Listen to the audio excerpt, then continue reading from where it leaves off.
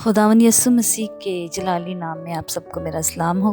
मेरा नाम साइमा इकबाल है और आज जो क्वाइट टाइम में से हवाला मैं आप सबके सामने पेश करने को हूँ वो है दूसरी तवारीख की किताब, उसका 10वां बाब 8वीं से 11वीं आयत तक।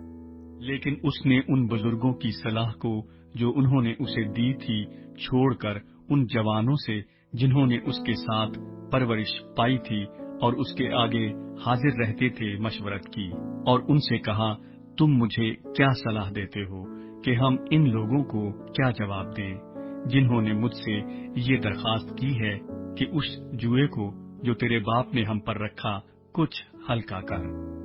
उन जवानों ने जिन्होंने उसके साथ परवरिश पाई थी उससे कहा, तू उन लोगों को जिन्होंने तुझसे कहा तेरे बाप ने हमारे जुए को भारी किया पर तू उसको हमारे लिए कुछ हल्का कर दे, यूं जवाब देना और उनसे कहना कि मेरी छंगली मेरे बाप की कमर से भी मोटी है और मेरे बाप ने तो भारी जुआ तुम पर रखा ही था, पर मैं उस जुए को और भी भारी करूंगा। मेरे बाप ने तुम्हें कोड़ों से ठीक किया, पर मैं तुमको बिच्छुओं से ठीक करूंगा। हमने पिछली आयत में देखा कि किस तरह इस्राएल के बुजुर्ग जमा होकर ये सलाह करते हैं कि हम बादशाह के पास जाकर इस बात को रखें कि जैसा जुआ तेरे बाप सुलेमान ने हम पर रखा वैसा हमारे साथ ना हो। लेकिन इसके बावजूद उसने उनकी बात ना मानी और ना ही बादशाह रुबाम ने अपने मशीरों और बुजुर्गों की अच्छी सलाह मानी।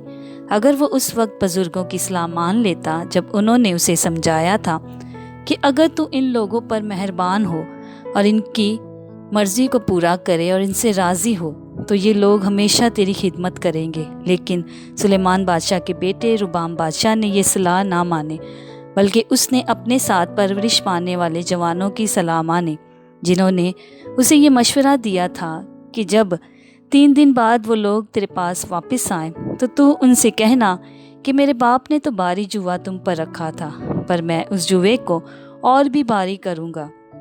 मेरे बाप ने तुम्हें कोड़ों से ठीक किया, पर मैं तुमको बिच्छुओं से ठीक करूँगा। और जब वो लोग और योरबाम वहाँ उसके पास वापस आए तो उसने वैसा ही किया जैसा उन जवानों ने बादशाह को मशवरा दिया था।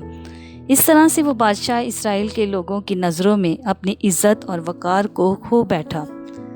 आज के इस कलाम से जो बात सीखने वाली है वो ये है कि जब कोई बड़ा और मोहतरम बुजुर्ग हमें कोई अच्छी सलाह देता है तो हमें मान लेनी चाहिए, क्योंकि उनका तजर्बा हमसे ज़्यादा होता है।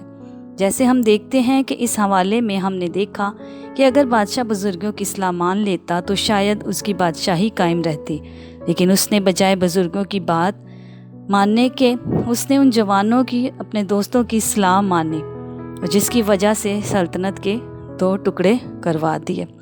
आज हमें भी सीखने की ज़रूरत है कि हमें दोस्त तो बनाने चाहिए, लेकिन ऐसे नहीं जैसे इस बादशाह के दोस्त थे जिनकी बुरी सलाहकारी ने उसने गलत रवैया इख्तियार करवाया। हमें अच्छे लोगों की सोबत में रहना है जो खुदा से मोहब्बत रखने वाले हों और अच्छे सलाहकार हों, ताकि हमारी और दूसरों की बेहतरी हो।